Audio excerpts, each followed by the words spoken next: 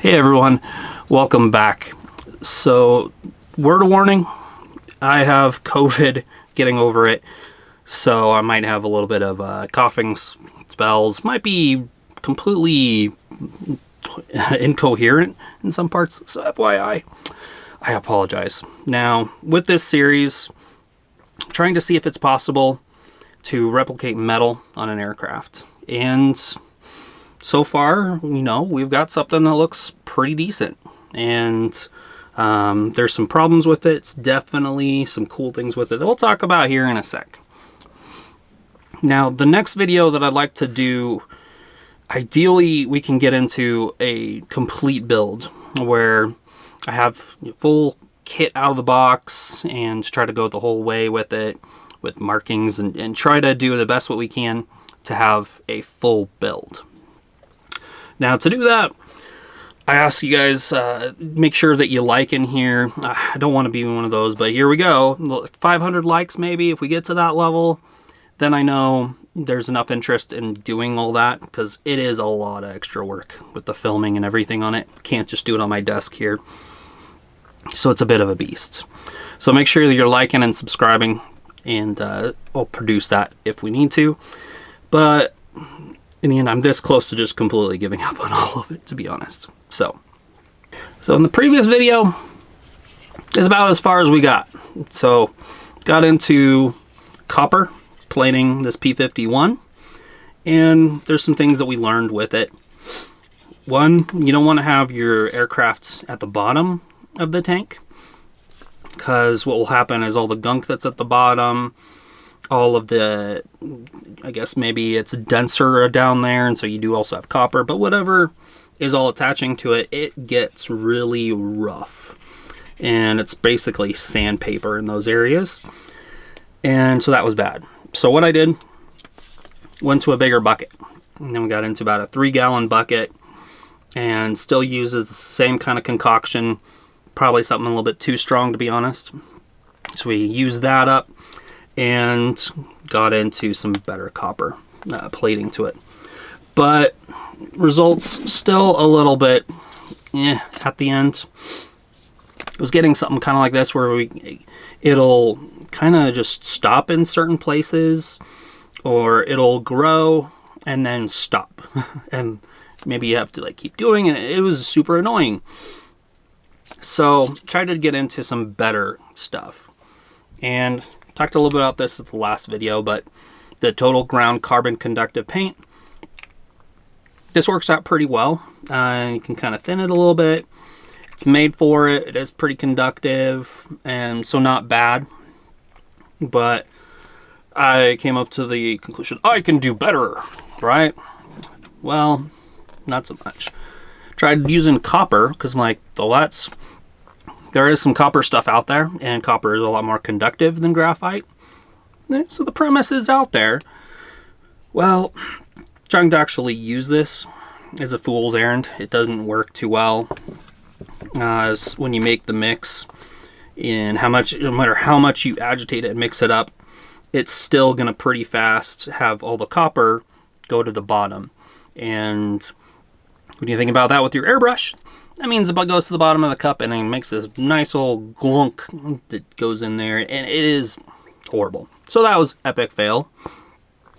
Looked online, there's some other options out there to do like this graphite powder, and then you get into some India ink with it,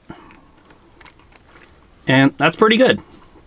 So this stuff would spray really well, and so it can be nice and fluid and everything. Make sure you put on a couple layers whenever you're doing these, but still was getting into the same kind of thing with here. So not the best. Then we ran into the next problem we were getting into. Well, with this type of conductive paint, I don't know, it would delaminate in areas. So what I tried to do is just completely chop it off by the panel. And you could kind of do that, but still there's some promise there. You can see all the detail that's still there with the airplane after putting a layer of paint and then copper on it. I'm like, let's continue on. So decided to get in and try a bigger project. So that's where we get into here. And as you can see, utterly horrible, right? Now, look at the good parts of it, though. We'll talk about what happened here because I got a little bit of a problem, and then I just fully went aggro on it and just wrecked the heck out of it. We'll talk about that. So with it, it's kind of promising, the type of tone that you have to it. Some people might think it's a little bit too different from aluminum, but I think we're pretty good. And you can still see a lot of like the rivet details and everything in there. So it was working pretty good. Getting the hang of like polishing it, doing some things with that. Looking pretty good, but then getting in and it delaminated. So it came off and not great. Not great at all. So with here, it was just peeling off, and tried to see if maybe different things with heating. And well, as soon as you start having to play with heat and with this, it's game over, because all I could do is just make it worse, obviously. Certain point I found out, yeah, this anytime you heat up something that's very conductive like this, it likes to transmit that heat to whatever is below, and below it is plastic, and so yeah, it's just great. So yeah, lots of failure on that one, but it's starting to look pretty cool. So I don't know, let's go to the next model. And that's where I'm thinking, let's go with actual purpose-built paint. So this is the Safer Solutions water-based conductive paint, and it's pretty good stuff. Ironically, I measured continuity and a few things with it, and it's not actually conductive in a way, but it works. I don't know if the copper's like seeding to it or something. I don't know, but it worked. And it worked really well. Everything just would like to just attach to it, and it was nice and smooth and everything with it. Also decided to add an additive to the mix, and that's where it started to get a little bit brighter. So this is just kind of a nameplate here, 3D printed for one of the tanks that I mostly finished, and even gave it a little bit of a patina. So it's pretty dang cool. I like that. So we're moving a little bit forward. We got some progress going somewhere. So now we get into here. So with this, thought it would be a pretty good structure-wise, a little bit easier with the bigger panels kind of thing, not too much detail that's going to get caught up on.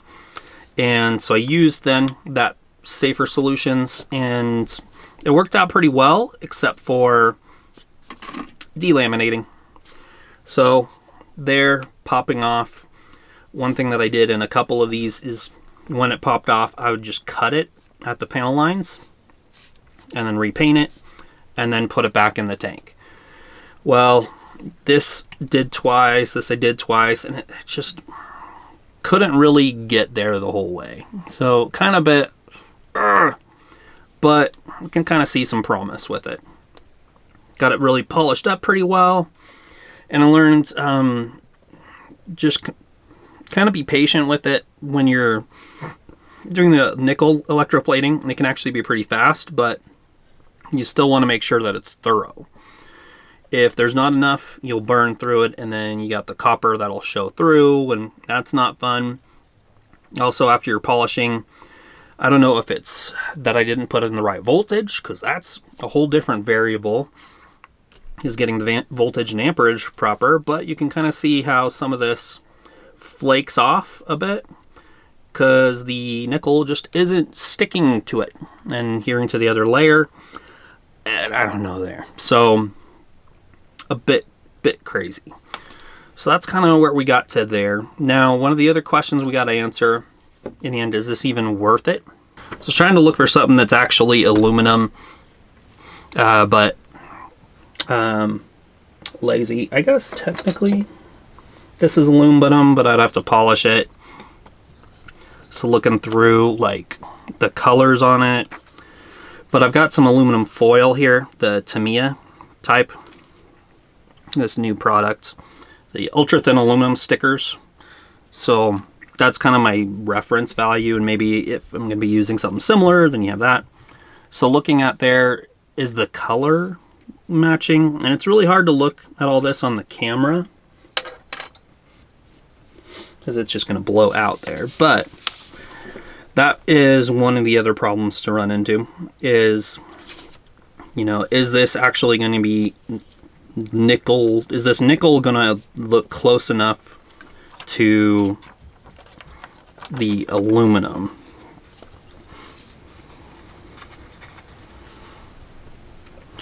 So kind of tricky. It looks pretty close, but maybe part of it is the camera, if it's bringing out more yellow in the nickel. I don't know. But that's the other thing to get to is nickel is obviously not aluminum. So is it close enough? Is this going to work well with it? Well, I don't know. But this process might be very applicable to something like some different exhaust pipes and, you know, motorbikes and things like that, where this could be a really cool process that I might build a motorbike out of it or something and go with that. So that can be pretty cool. I know a lot of people that have done that. So maybe it goes to there. But in the end, let me know what you guys think. If I have any questions, if you want me to continue this, and I'll make sure that you like and subscribe off of here. Let me know that data in the comments, everything, that this is something to continue with, and maybe I'll make a full build video. But otherwise, at this point, I'm kind of, I don't know if it's worth it, especially when trying to replicate aluminum. It's definitely cool. I mean, shining back here from a distance, it's pretty dang awesome.